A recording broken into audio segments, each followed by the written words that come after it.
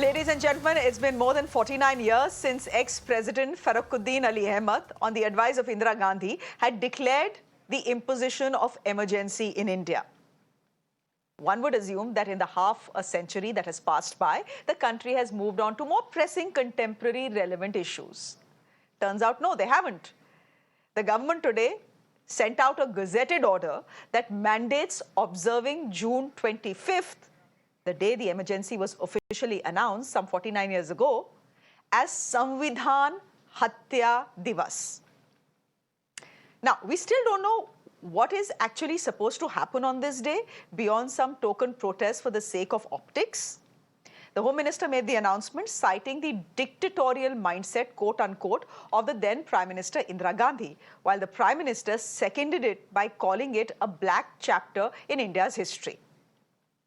The Congress, on its part, has countered this claim and said this is just a headline-grabbing exercise in hypocrisy, which is aimed at diverting attention from June 4th, which would, according to the Congress, now be known as the Modi Mukti Diwas. So, ladies and gentlemen, in the span of the last 4 hours, we have 2 fresh Diwases to celebrate.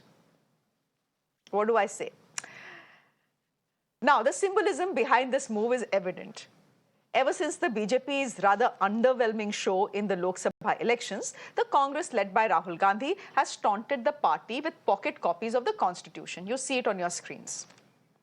The prevailing opposition narrative has been that the BJP was punished for indicating that it would change the Constitution if its promise of 400 par becomes a reality. Now, the BJP desperately needed to counter it and has pressed what we are calling the emergency button, pun intended. After all, what could be a more effective reminder than that of how Rahul Gandhi's grandmother had suspended the Constitution itself, right? However, there is some chance that this could backfire, because the parallels between what happened in those 2 dark years between 1975 and 1977 have some parallels with what has happened under Mr. Modi Sarkar's what the Congress calls an undeclared emergency, their term, not ours. Indira's emergency saw state governments dissolved, local elections suspended. The BJP's hallmark has been toppling state governments through various interactions of Operation Lotus or sending rival CMs to jail through the use of agencies like the CBI and ED. This is what the Congress is saying. Now, Indira Gandhi's emergency saw compliant judges appointed and inconvenient ones transferred. The Congress says the BJP has judges joining their party right after delivering favorable verdicts right before retiring. The emergency saw over 1.4 lakh opponents of Indira Gandhi arrested, including journalists and politicians and activists. The Congress says the 10 years of the Modi government has seen foreign funding of over 20,000 NGOs cancelled. Indira Gandhi had the Draconian Maintenance and Internal Security Act. Modi's government has used the UAPA and the sedition law to devastating effect, according to the Congress party. Now, as you remember, prominent magazines and newspapers were either shut down or heavily censored under Indira's Raj. Today, the Congress says institutions such as the BBC face tax raids right after airing a documentary on Mr. Narendra Modi. So the more one dredges through the past, the more one is confronted with the parallels to the present. My simple question is there any point in resurrecting the ghosts of 1975? That is a question I'm going to put to my guests who are joining me this evening. Manish Bariyar is a political analyst with us on the show. Tushar Gupta is a political analyst. Sanjay Hegde is a senior advocate. And Kamru Zaman Chaudhary is a political activist as well. Thank you very much, everyone, for joining us. Tushar, since you've made the effort of coming all the way to the studio, why don't you start? I mean, I understand the rhetoric. Fine. I understand that there is a certain irritation value as far as the Congress is concerned with this Samvidhaan Hatya Diwas. But honestly, beyond that, I'm sure the government has better things to do. No, of course, but this is a piece of history that we cannot just simply brush under the carpet. The Congress might want to claim that there are parallels in those 2 years and these 10 years, but the people did not vote back Indira Gandhi. They voted back a very fractured alliance that could not survive its 5 years. And then they voted back Indira Gandhi. And then they voted back. But here, massive majority. But here, the Prime Minister has secured a third term. To talk about the So parallels. did Indira Gandhi. So did Indira Gandhi. So let's come to the next parallel. One of your point was about the CMs being put in jail through agencies. You can put the CMs in jail through agencies, but the legal aid they are taking. I mean, look at Arvind Kejriwal. He's been fortunate enough to get an exemption and an exception for 21 days to campaign during the Lok Sabha election. Whereas one of the political prisoners of those times, Rajnath Singh, could not even perform the final rites of his mother, who had passed away. So I don't think there is any parallel. Indira Gandhi was known for press censorship in those 21 months. Do you remember how the editor of Indian Express was jailed, Kuldeep Nair? How there was attempts for hostile takeover of the Statesman and the Indian Express? Electricity shut off. Air conditioning shut off. Shreya, you have done so many shows that are critical of the government. It's a fundamental right. It's the channel's fundamental right. It's anyone's fundamental right. Tell me if electricity has been shut off. Tell me, has there been any censorship of that kind? So let's understand, this is a piece of history that we need to discuss. And I'll give you one last parallel. One last parallel. Tushar, after 49 years? It's history. We still hoist our flag on Independence Day from the Red Fort. It's history. But history is in the books. No, history is in our school books. Children are reading that history. I totally agree with you. I hope the celebrations or the mourning on this day or the remembrance, whatever you want to call it, they make it. No, what will we do in the Samvidhaan Hatya Diwas? Please tell us. See, there is one Good Governance Day. I'm not sure what happens on Good Governance Day on 25th December. So I'm a little confused about what exactly will happen on Samvidhaan Hatya Diwas, given the fact that we already have a Samvidhaan Diwas, a Constitution Day, which is 26th of November. करेंगे क्या हम वही करेंगे जो हम अभी कर रहे हैं. वाद संवाद. आपको एक लास्ट पैरेलल दूंगा मैं. इन इमरजेंसी के टाइम पे प्रेस सेंसरशिप की बात हुई थी, ओनरशिप डिस्क्लोजर्स की बात हुई थी, टेक ओवर्स की बात हुई थी. अगर आप 2024 का कांग्रेस का मैनिफेस्टो निकालें, in that one of the chapters on media says that they would require all the media organizations to disclose their ownership structures. They'll pass a law to curb monopolies and cross media ownership through platforms. Now, why in 2024, 49 years after the emergency, a party would want to talk about how a media business should be owned or how it should run or what it should disclose in terms of its revenue streams? So it's about the mindset, Shreya. बातें वही होंगी, वाद संवाद ही होगा संविधान हत्या दिवस पर. वो वाद संवाद होना जरूरी है क्योंकि you leave it to the Congress, they'll tell you that the emergency was a pro-nationalist step. Already you're looking at Twitter and some of the MPs from the Rajya Sabha of the alliance partners are saying, oh, but the constitution gave Indira Gandhi the power to impose emergency. Perhaps it did, but it did not give her the right to put political prisoners behind bars indefinitely. There were reports about torture. There were reports about journalists being heckled and whatnot. So the constitution may have given her the right to impose emergency. It did not give her the right and her family the right to do what they did. I have a lot to say in response. But I'm often accused of becoming a panelist myself. So I will let Kamru Zaman Chaudhary come in. Kamru Zaman, would you want to respond to all that Tushar is saying? So now we essentially have a Samvidhaan Diwas and a Samvidhaan Hatya Diwas as well. Yeah, that's the funny part, Shreya. If it was a political party's program organized maybe by any political party, I would not have mind such about this. But look at the audacity that the government of India is publishing a gazette to celebrate a Constitution Day as a Constitution Hatya Diwas.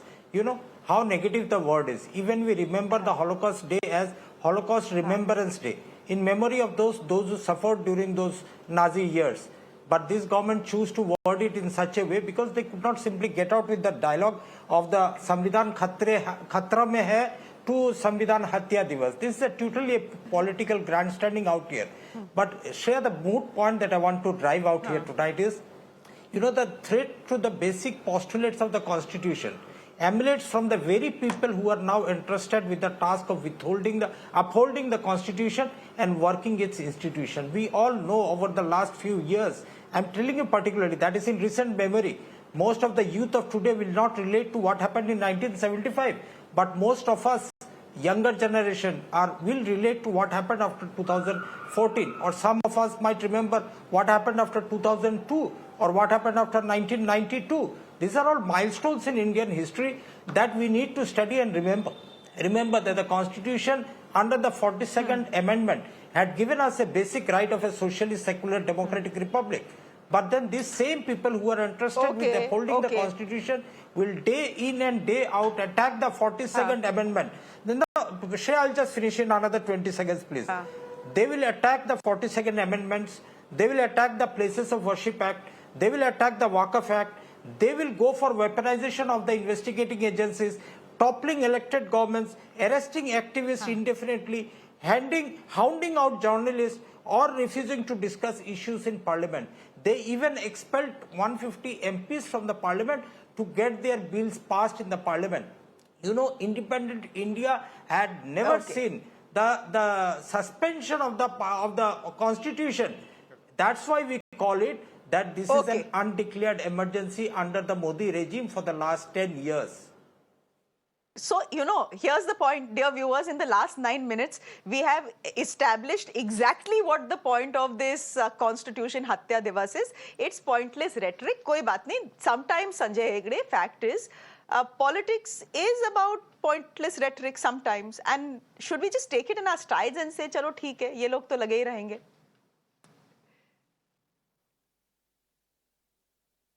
But after all, if you have a government order, and then you will have government commemorations and government seminars at which experts will be called and paid their TADA and other things. Whose money is being spent? It's our money, no? So we should be concerned. Now, tomorrow another government comes in and says, you know, November 8th, Demonetization Day, is called Murkhta Diwas. Because there was never something as silly as demonetization.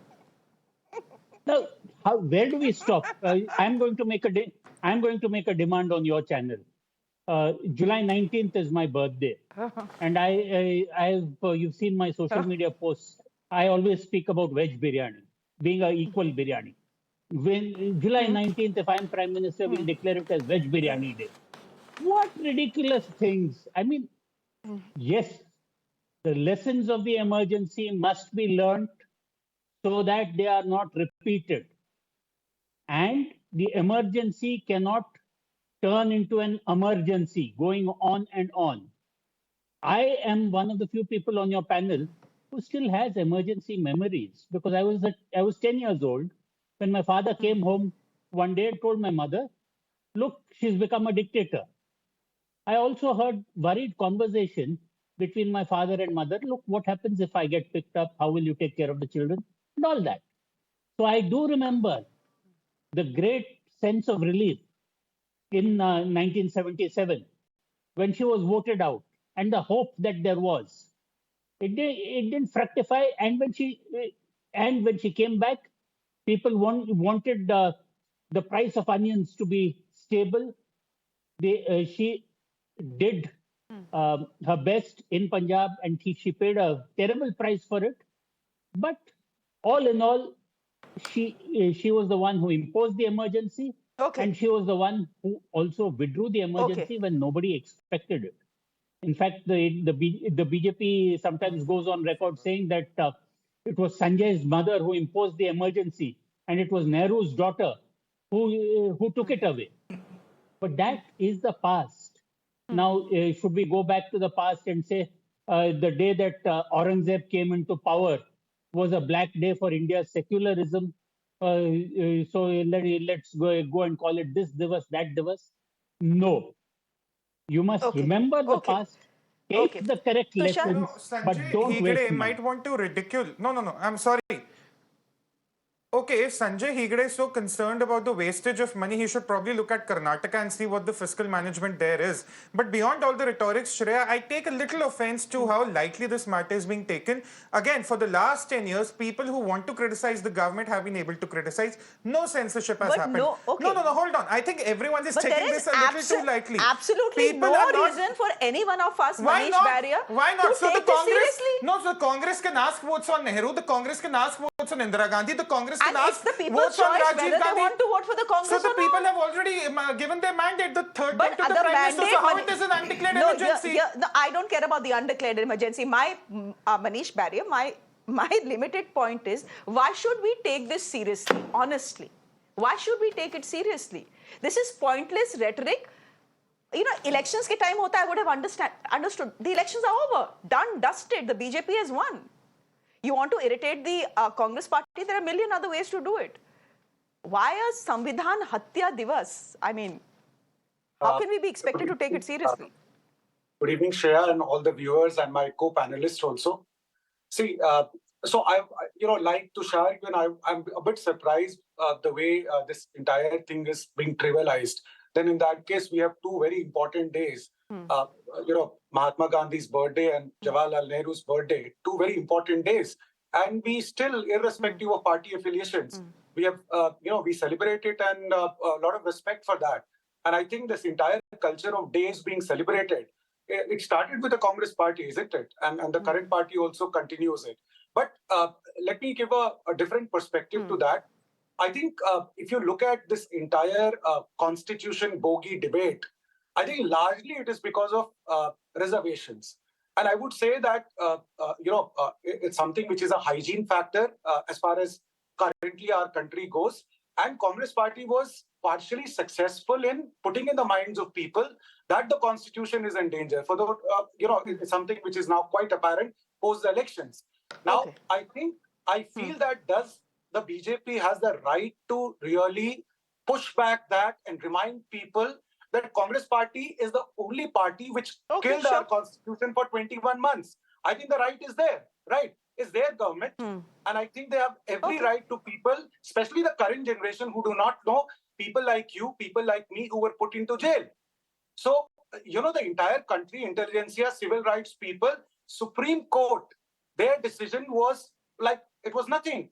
Supreme Court gave a decision today that, look, you are not going to be a prime minister, and tomorrow emergency was put in. So the point is that it is very important for the current generation to know what Congress party has done, and it is important for people to know that it's a, please. Okay. Yeah, carry on. You have a point there. You're saying that people need to know, but the fact is that kids know and students know because they read about it in books. Even if they didn't read about it in books 10 years ago, and honestly, I did read about it when I was in school, the government is making sure that they read it in their textbooks now. So when you tell us that we need not trivialize this Samvidhaan Hatya Diwas, my limited point is when you announce these divases, this usually to celebrate something, right? Celebrate something nice, celebrate some important person's birthday, celebrate an important moment like Constitution Diwas or Samvidhaan Diwas on 26th of November, the day the Constitution was adopted by the Constituent Assembly. Not for something as negative as Constitution ki hatya. We leave it there for the moment. Everyone has a right to do what they wish to do. If they want to take it seriously, they can. If they don't want to take it seriously, I certainly am not taking it seriously. Well, I have a right to as well. Thank you very much for this debate. Thanks very much for joining us here, all of you.